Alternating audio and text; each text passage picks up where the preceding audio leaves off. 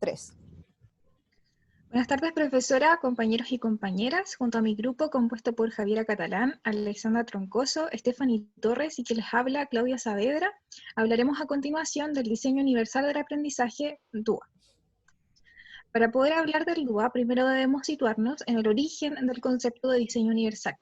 Este concepto nace en el mundo de la arquitectura en 1970 en Estados Unidos, cuando Ron Mays, fundador del Centro para el Diseño Universal, se da cuenta de que las adaptaciones posteriores a las edificaciones eran costosas, poco funcionales y poco estéticas, por lo que se deben considerar las necesidades de todas las personas en el proceso de diseño para evitar hacer estas adaptaciones posteriores.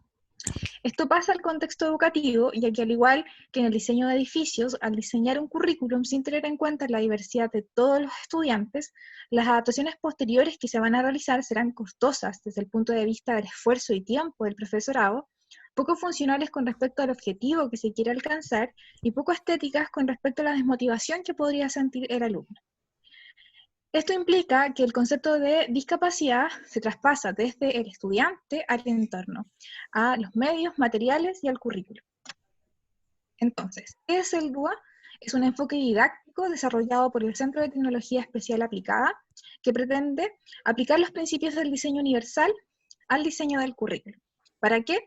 Para dar respuesta a la diversidad, diversificando la enseñanza al dotar de mayor flexibilidad al currículo, a los materiales y a los medios utilizados para que todos los alumnos puedan acceder al aprendizaje. El DUA propone un marco práctico que se basa en 3 principios fundamentales: proporcionar múltiples formas de representación, de expresión y de implicación, cada una con sus pautas concretas de aplicación para los docentes en el aula.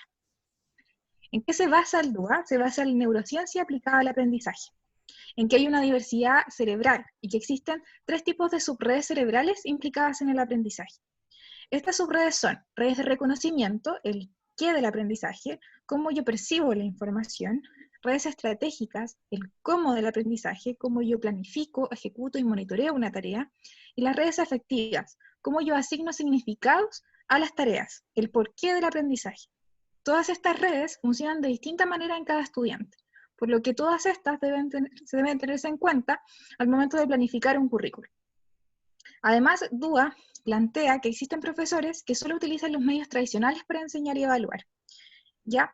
Por lo tanto, propone diversos medios para enseñar y para evaluar, específicamente el uso de medios digitales. ¿Por qué los medios digitales? Porque son flexibles, tienen una gran capacidad de transformación y de individualización de la enseñanza, y además enriquece el proceso de aprendizaje. Los principios del DUA. Los 3 principios del diseño universal de aprendizaje sientan las bases de este enfoque y en torno a ellos se construye el marco práctico para llevarlo a cabo en el aula. Estos principios se han convertido en un referente obligatorio que aparece en casi la mayoría de las bibliografías científicas en torno a este tema.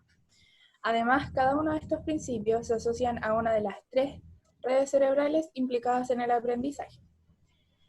El principio número 1 tiene como objetivo proporcionar múltiples formas de representación de la información y de los contenidos, ya que, como sabemos, todos los alumnos son distintos en la forma en la que perciben y comprenden la información.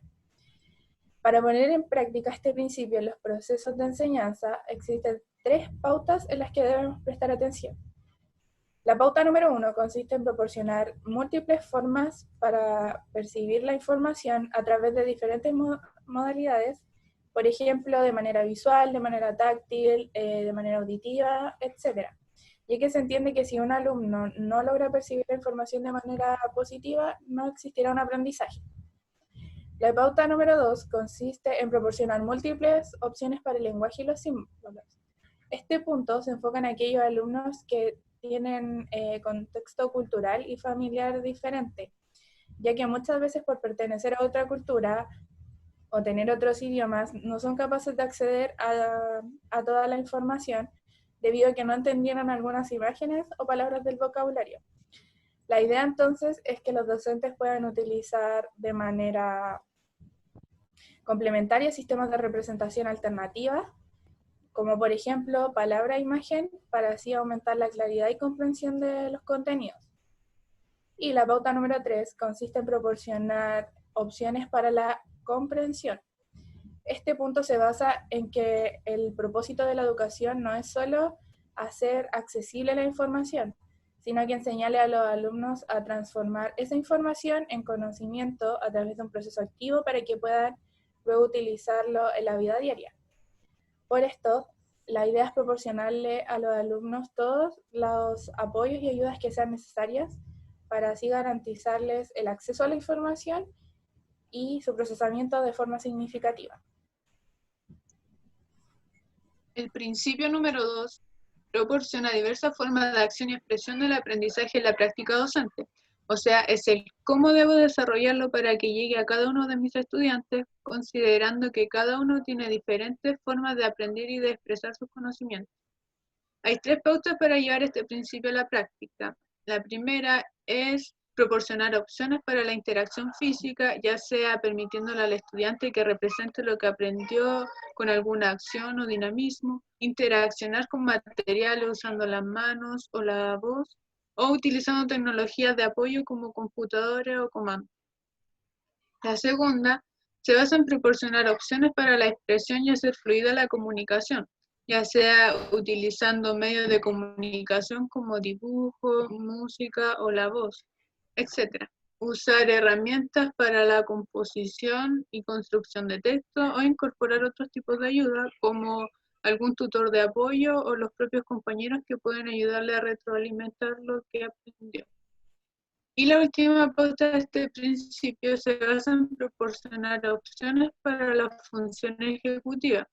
Esto implica dar los objetivos, apoyar el desarrollo de estrategias y por último aumentar la capacidad para hacer seguimiento de los avances, haciéndoles preguntas sobre el trabajo que realizaron o empleando alguna estrategia de autoevaluación. El objetivo de estas pautas y de este principio en sí es formar a un estudiante orientado a cumplir sus metas. El tercer y último principio es proporcionar múltiples formas de implicación. Esto hace referencia a que el componente emocional es un elemento crucial en el aprendizaje que se pone en evidencia al ver las diferencias en los que motiva a los estudiantes o en la manera en la que implican para aprender. Vemos que a uno les motiva lo novedoso o la espontaneidad, mientras a otros prefieren los procesos más rutinarios. Para esto existen 3 pautas de este principio, que el primero es proporcionar opciones para captar el interés. Esto hace referencia a que la información a la que el estudiante no atiende o a la que no presta atención, la que no supone una actividad cognitiva del estudiante, es de hecho inaccesible y lo es en tanto en el momento presente como en el futuro, porque la información que pudiera ser relevante pasa desapercibida y no la procesa. Para esto es súper importante disponer de vías alternativas para captar el interés y de estrategias que respondan a las diferencias intra e interindividuales. La segunda pauta es proporcionar opciones para mantener el esfuerzo y la persistencia, y esto hace referencia a que existen muchos tipos de aprendizaje, y en particular los aprendizajes de habilidades y estrategias precisan una atención y un esfuerzo que son continuos. Cuando los estudiantes están motivados, pueden regular su atención y la parte emocional para mantener el esfuerzo y la concentración que se requiere para dicho aprendizaje. Esto es un objetivo educativo clave en el desarrollo de las habilidades individuales de autorregulación y autodeterminación que permiten garantizar a todos oportunidades de aprendizaje. La tercera y última pauta de este principio es proporcionar opciones para la autorregulación, que en el fondo hace referencia a que todos los estudiantes desarrollen habilidades intrínsecas para regular sus propias emociones y motivaciones. Esto es ya que con frecuencia en las salas de clase no se contempla de modo explícito el desarrollo de este tipo de habilidad y se deja como parte de un currículum implícito que suele resultar inaccesible o invisible para muchos estudiantes. Para esto es conveniente proporcionar alternativas suficientes que ayuden a los estudiantes a experiencias previas, aptitudes diferentes, a gestionar la forma de implicarse con su aprendizaje. El objetivo de este principio es que el estudiante sea motivado y decidido frente a los aprendizajes que va a recibir. A modo de conclusión, podemos decir que el diseño universal del aprendizaje propone una nueva mirada en torno a la educación, y esta mirada considera que en cualquier grupo humano la diversidad es normal y no es la excepción. por lo que cada alumno es diverso y en muchos aspectos. Entonces, por esto, ellos son una variabilidad, hay una variabilidad cerebral que con lo que los alumnos van accediendo al aprendizaje. Son diversos en su forma de percibir, de representar la información, de expresarse y sus formas de motivarse y asignar significado a lo que ellos están aprendiendo. Nosotras, como futuras educadoras, debemos basar nuestro quehacer dentro del marco de la diversidad de nuestros futuros alumnos. Debemos dar una respuesta a esta diversidad para asegurar que todos puedan participar y acceder de dichos aprendizajes. Por esto es súper importante el DUA y que se convierte en una herramienta fundamental que nos entrega pautas concretas para poder responder a la diversidad en el aula de clases y con los objetivos de poder alcanzar una educación siempre completamente inclusiva. Esa ha sido nuestra presentación.